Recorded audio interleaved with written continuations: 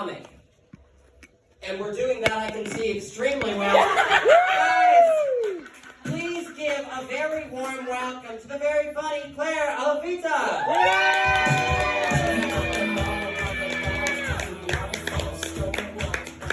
Yeah, Claire! Everyone's taller than me. I'm just so cute. Okay, hi guys. I'm Claire. And I've been thinking a lot about my generation recently, because I'm in a bit of a weird spot. So I'm born in '99, which means I'm a 90s baby. And the real 90s babies are like, fuck you bitch, no you're not. But I don't know, I've got like something in common with you guys. Like I remember where I was on 9/11. Because my mom told me about it a couple years later. I don't know, I was at home. 9/11 was like crazy chill for me. And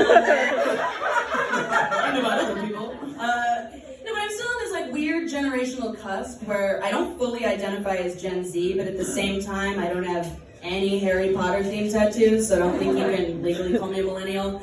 But I don't know, I think by definition I am Gen Z, but I believe there's a huge difference between Gen Z kids born before 2000 and after 2000.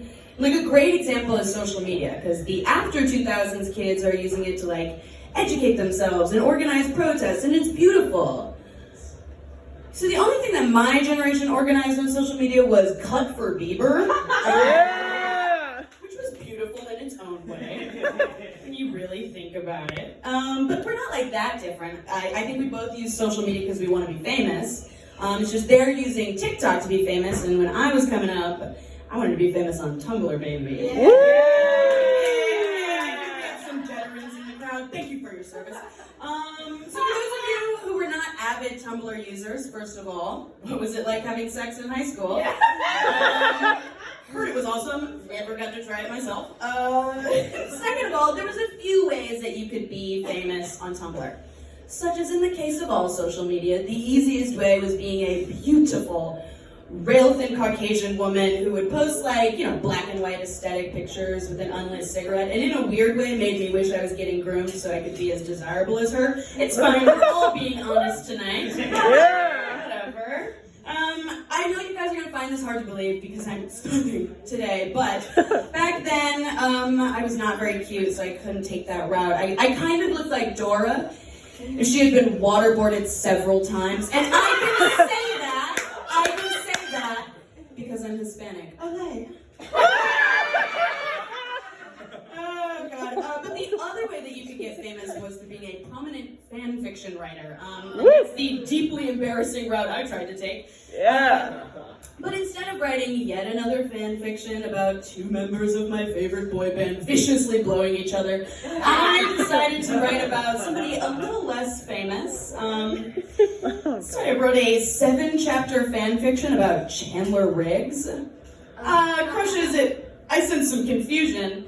Seems as though you guys don't know Chandler Riggs, the child actor from AMC's The Walking Dead. That show that really took American teen girls by storm. So, color me surprised when my piece did not take off. So though I was a very unsuccessful fanfiction writer, I was a great reader. And as an adult, I've looked back at like some of the stuff I was reading, and it's deeply disturbing. Like, I used to ritualistically lock myself in the bathroom and scoot around on my hand for like an hour and a half to Niall from One Direction. And stories about him kidnapping me, it gets better, to be his sex slave. What? Yeah. And for all of you wondering, I'm fine. I have a very healthy sex life now. But I will say, like, the funniest part about it was that it was all written by other, like, 13-year-old girls. So the sex is, like, wildly inaccurate. There were so many times when they would be like, and he's in so deep, it's in my cervix. And I was like, no, he's not. No, he's not. Because as I've grown up, I found out the only person who will touch your cervix is the gynecologist. And it's to find out if you have cancer. Yeah. So it's only a little bit less hot. No, if anything, like, I wish I could go back in time and make sure I had never read fan fiction in my life. because I accidentally Pavlov dogged myself into finding improper grammar so fucking hot. Like, if any of you spoke to me with the prose of a 12-year-old, I would blow you. And if any of you were a 12-year-old, I'd say, get out of here, this is a bar. And I'm not gonna touch you. That's right, everybody, not a pedophile. Not a pedophile, but I am a reader. Did I also mention that transitions are easy? I'm an avid reader, and I think that that's another thing that sets my generation apart. Is that we're like the last generation to read for pleasure. Because, I mean, think about it. Since The Hunger Games, has there been another young adult book series that has blown up? Yeah, I'm waiting. Nice try. There hasn't been.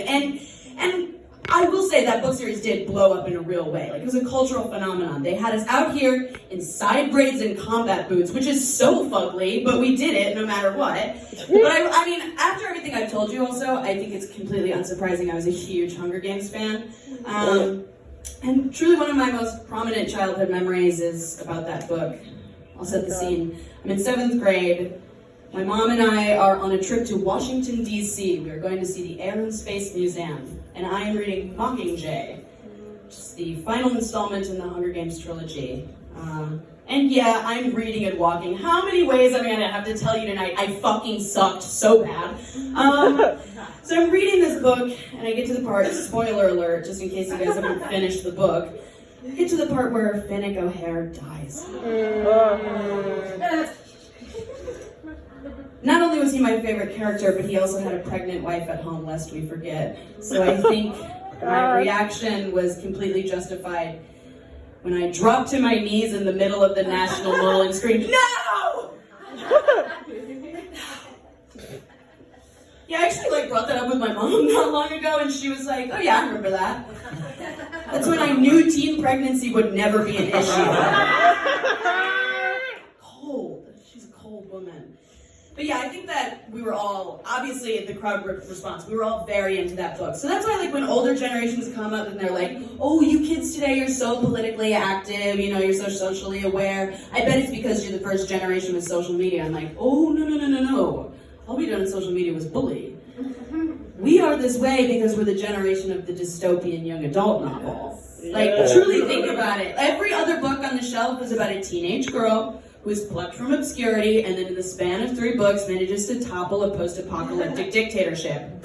Easy. Absolutely easy. And that's the B plot too. The A plot is that there's usually 2 incredibly hot guys who are just duking it out to see who can take her virginity. So yeah, I'm politically active. Because sure, these books equipped me with the tools to see real-life societal oppression through the exaggerated lens of fiction. But more importantly, it taught me that if I make a GoFundMe, I can get Eiffel Towered by 2 34-year-old actors who are playing 19. So I suppose I'll leave you with this.